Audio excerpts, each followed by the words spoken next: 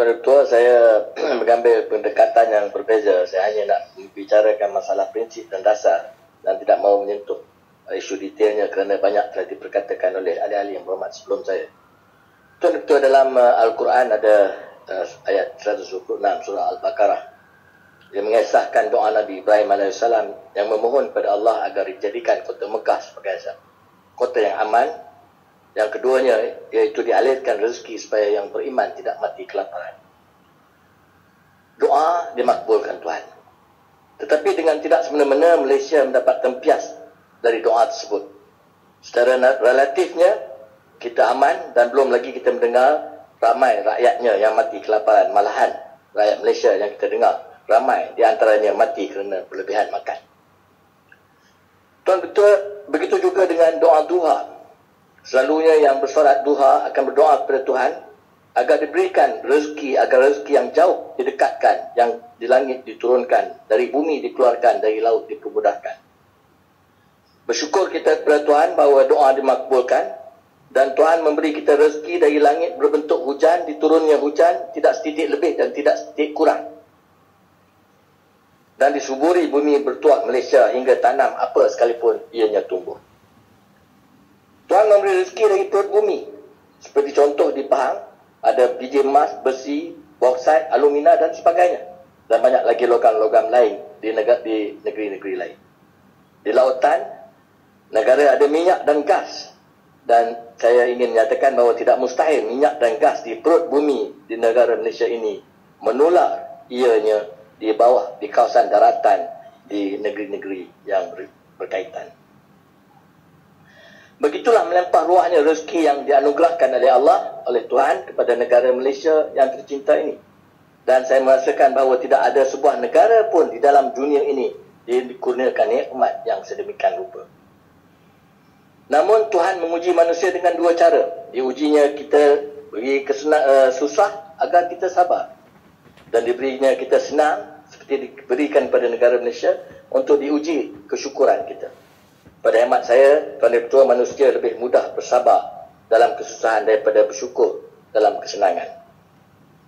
Dan janjinya, jika kamu syukur akan kutambah rezekimu dan jika kamu kufur, maka rasakan azab. Oleh itu, Tuan Ketua, belanjawan ini merupakan ruang dan peluang yang terbaik bagi Malaysia, bagi kita melaksanakan tanggungjawab kita sebagai insan yang mensyukuri nikmat Tuhan.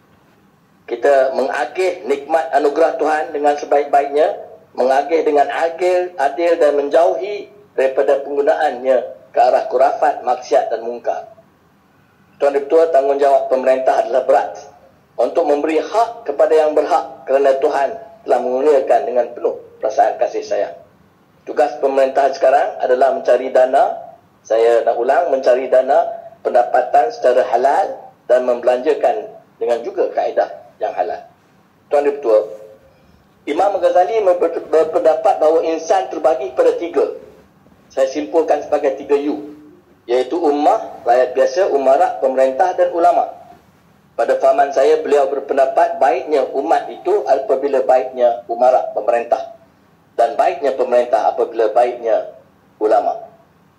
Beliau meletakkan peranan ulama di persada yang tinggi, dan demi untuk mendapat reda ilahi, saya ingin membuat cadangan yang sulung ini agar di dalam mencari keadaan Allah, garis panduan kasar dari sudut dasar pendapatan dan perbelanjaan sebagai penyuluh kepada cara pendapatan dan perbelanjaan yang halal, haram dan harus, dalam mendapat input dari satu majlis ulama sama ada dari dalam negara dan luar negara supaya kita mendapat barakah daripada belanjawan ini.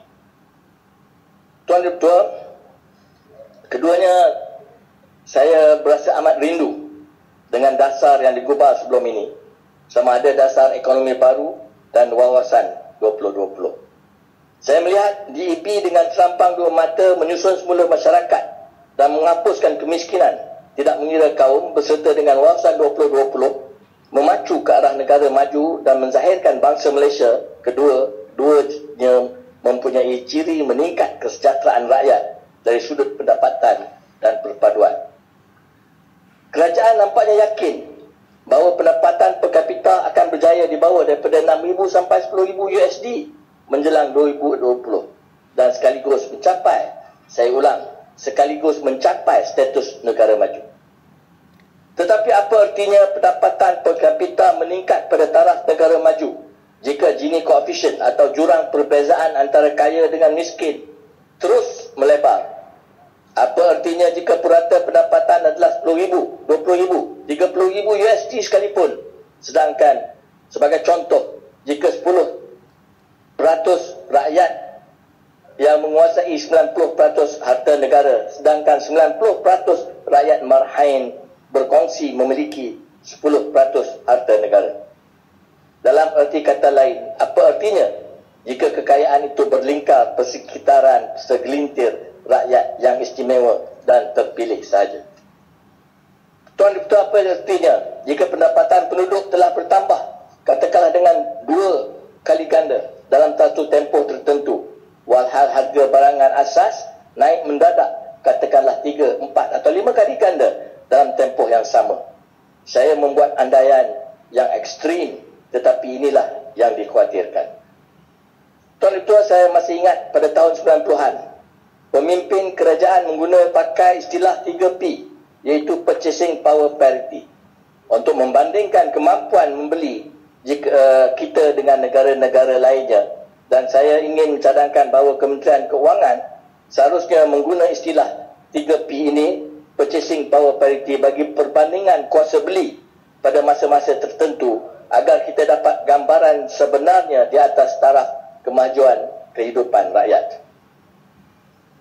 Apa juga artinya jika belanjawan kita merupakan belanjawan defisit yang berterusan tanpa berhenti-henti, yang sekaligus melebarkan hutang negara yang akan menjadi beban kepada generasi seterusnya?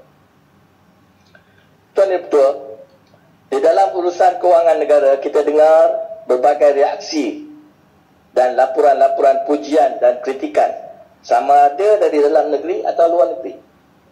Laporan Global Financial Integrity, umpamanya GFI, mempaparkan perkara negatif.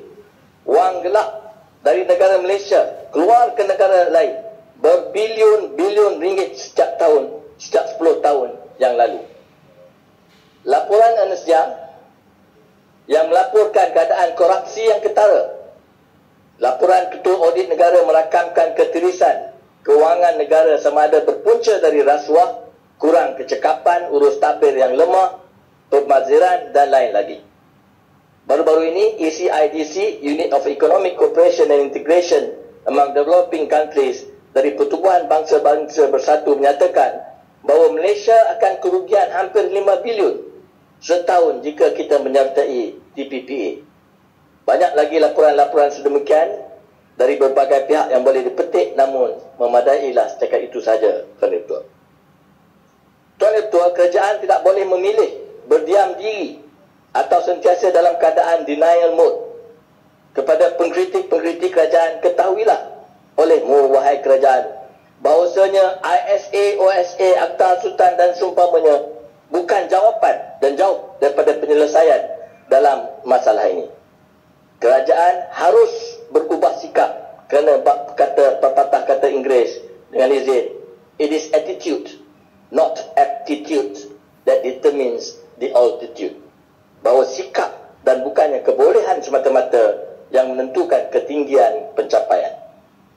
Jika kerajaan ikhlas mahu dengan izin move forward towards a higher altitude, makanya sikap kerajaan sendiri mesti berubah. Pertamanya, saya katakan dah tadi, bahawasanya kikiskan that denial syndrome. Pemerintah di zaman kini juga tidak lagi mampu memiliki sikap dengan izin that the government is never wrong and that criticisms, especially from the opposition, is never right. Sesungguhnya pengkritik bukan semuanya mengkritik berdasarkan kebencian. Malahan saya percaya ada di antaranya sayangkan negara. Pengkritik bukan saja datang dari Parti Mangkang. Bekas Perdana Menteri Tun Mahathir Mohamad banyak mengkritik perkara-perkara yang dia merasakan boleh merosakkan rakyat dan negara. Seperti contoh akhir-akhir ini, isu BRIM. Mantan Menteri Kewangan dan ahli Gua Musang, seorang di antara paling kanan dalam Dewan Mulia ini, juga mengkritik pemerintahan. Umpamanya dalam isu OSA dan kuasa-kuasa Menteri Kewangan. Malahan kita sering mendengar kritikan dari ahli-ahli penyokong kerajaan sendiri, seperti dalam isu menangani urusan Sabah dan urusan Sarawak. Yang penting, kita sayangkan negara. Sikap pemerintah yang positif dan dinamik adalah yang ianya mendengar teliti segala kritikan, dan dengan izin Tuan Yang Ketua, when a criticism is wrong, you put the critics right. But when the criticism is right, you put yourself right. Tuan Yang Ketua, saya ingin cadangkan agar kerajaan hari ini kembali kepada semangat pemerintahan kerajaan yang bersih, cekap dan amanah, atau yang saya olahkan sebagai kerajaan ABC, iaitu amanah, bersih dan cekap. ABC kerana ianya seperti kata Inggeris, as easy, as basic as ABC. Ini merupakan asas pemerintahan yang baik, yang ianya adalah nilai-nilai sejagat atau universal. Malahannya, Tuan Yang Ketua, ianya adalah sejajar dengan nilai-nilai baik di dalam agama Islam. Di dalam kerajaan yang menangani mengamal ABC, amanah, bersih dan cekap, tiada tempat bagi musuh nombor satu negara, iaitu rasuah. Saya ulang, rasuah melebar dan berkembang. Paduka Baginda Sultan Perak di dalam titah ucapannya di SPRM tempoh hari telah menggariskan dua punca rasuah yang wajib diatasi dengan berkesan. Pertama, titah Baginda khususnya bagi penjawat awam, kenaikan pendapatan yang tidak sepantas kadar kenaikan harga barangan. Keduanya, titah Baginda sifat tamak haloba daripada manusia yang tertentu. Baginda bertitah bahawa penyakit korupsi ini berat dan tidak boleh dibaiki dengan mengemam strepsil semata-mata. Bahawa titahnya, to cast iron, you need to be strong. Saya sambut baik usaha pemerintah mewujudkan beberapa mekanisme bagi menangani rasuah. Namun SPRM kurang persenjataan, dan saya syorkan bahawa SPRM diberi kuasa tambahan sebagai senjata menangani musuh nombor satu negara, iaitu rasuah, sesuai dengan sophistication dunia hari ini. Di dalam amalan kerajaan ABC, tidak seorang individu atau jabatan yang harus diberi kuasa mutlak tanpa semakan atau power unchecked. Dengan itu saya menyokong pendapat Gua Musang, seperti mana terlapor di akhbar tempatan bahawa kuasa Menteri Kewangan perlu ada semakannya, bahawa OSA perlu dihapuskan kerana sesungguhnya ia menyuburkan rasuah dan penyelewengan. Undang-undang khusus patutnya dikubal khas bagi menjamin keselamatan negara, bukannya duduk di bawah naungan OSA. Namun ada lagi jawatan seperti Peguam Negara, Tuan Yang Ketua, yang kuasanya adalah mutlak tanpa ada semakan. Saya mencadangkan agar jawatan-jawatan seperti ini juga mempunyai kaedah check and balance, dan kerajaan boleh menimbangkan agar AG juga bertanggungjawab kepada Parlimen, kerana Parlimen merupakan tunggak pemerintahan satu-satu negara atau apa-apa juga kaedah yang bersesuaian. Harus diingat bahawasanya, dengan izin, power tends to corrupt, and that absolute power corrupts absolutely. Di dalam sistem pemerintahan amanah, bersih dan cekap, kerajaan tidak membazirkan wang rakyat dan kota apa yang dikata. Apabila kerajaan melantik satu-satu suruhanjaya yang terdiri daripada tokoh yang berilmu, berpengalaman, berintegriti untuk membuat suatu penyiasatan bagi membantu kerajaan membuat keputusan yang tepat dan adil dan relevan, the government, dengan izin, cannot dismiss their finding without reasonable reason. Apatah lagi apabila anggota-anggota suruhanjaya itu terdiri daripada tokoh-tokoh yang berilmu, berpengalaman, amanah, berintegriti, serta menerima watikah dari Duli Yang Maha Mulia Sri Paduka Baginda Yang di-Pertuan Agong. Kes-kes yang saya maksudkan adalah, pertama, Royal Commission of Inquiry atau RCI atau Suruhanjaya Penyiasatan Diraja yang membuat perakuan ke atas penubuhan IPCMC. Kedua, RCI yang ditugaskan meneliti isu parti di Sabah. Apabila kerajaan tidak melaksanakan perakuan Suruhanjaya ini, maka siapa boleh menghalang rakyat daripada membuat sebarang spekulasi. Dalam kes IPCMC, Ada rakyat yang kata bahawa ianya tidak diterima oleh PDRM, dan ada pula spekulasi yang mengatakan bahawa tokoh dalam kerajaan diugut dan takut diugut. Saya berpendapat bahawa menolak show daripada RCI ini boleh diterjemahkan sebagai menghina institusi raja itu sendiri. Tuan Ketua, baru-baru ini seperti dilaporkan bahawa Ketua Polis Negara menyatakan bahawa pembangkang sentiasa mencari kesalahan PDRN.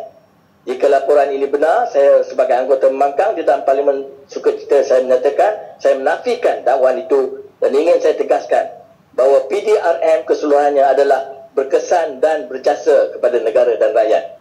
Sebilangan besar anggota adalah amanah dan bertanggungjawab. Rakyat menghargai sumbangan pasukan.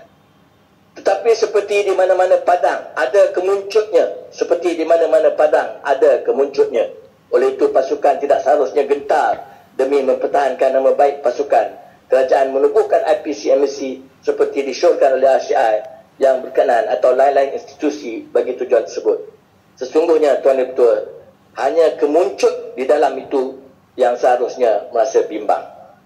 Kemuncut yang seharusnya merasa bimbang. Dalam isu parti di Sabah, saya difahamkan bahawa laporan RCI telah pun diserahkan kepada Kepala Yang Maha Mulia Sri Paduka Baginda Yang Tuan Agong beberapa bulan yang lalu. Tetapi mengapakah hasil siasatnya sehingga hari ini tidak kedengaran?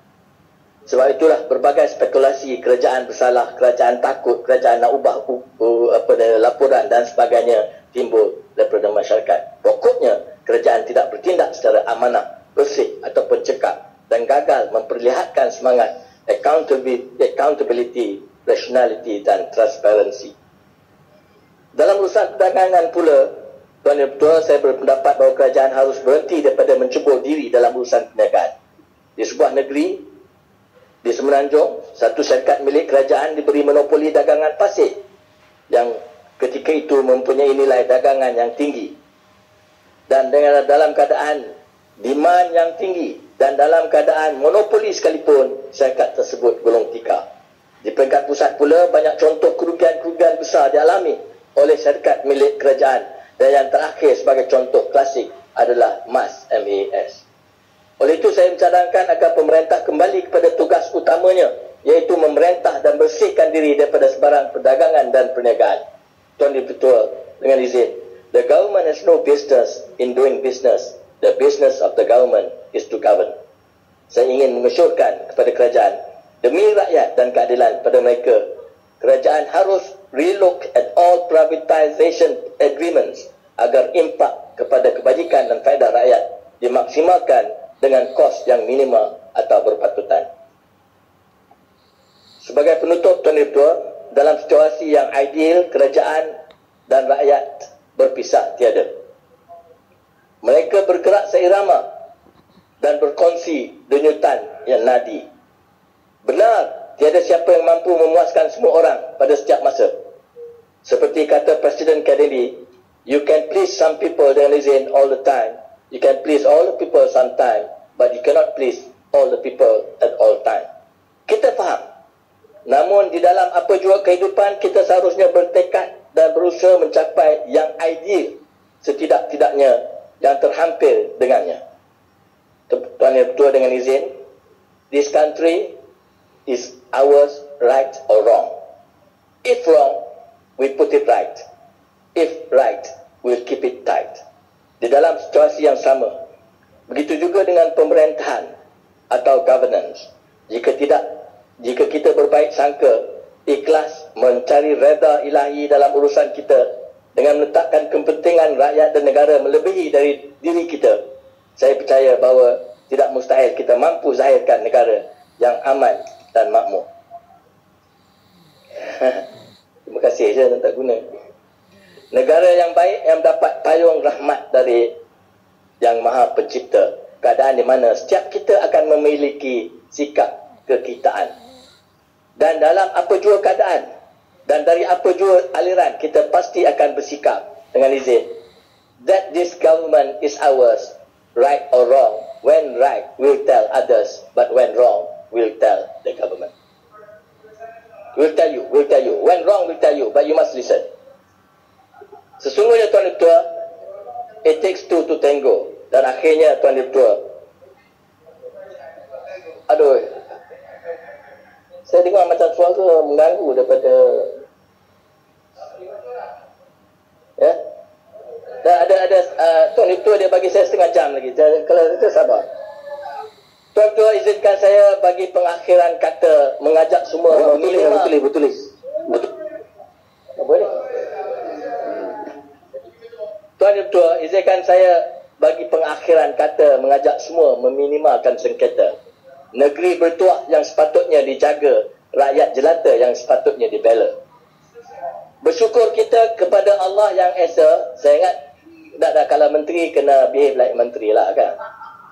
Bersyukur kita kepada Allah yang Esa, masalah di Selangor dah kembali reda. Jika melarat, ia mempunyai besar makna satu pertembungan antara rakyat dengan raja. Berpunca ia dari meminta 3 nama, kata Mahathir ianya adalah luar biasa. Namun begitu telah diatasi dengan bijaksana. Tepung tak berselerak, rambut diragut jua. Terima kasih Tuan Ketua. Ya, terima kasih Ahmad.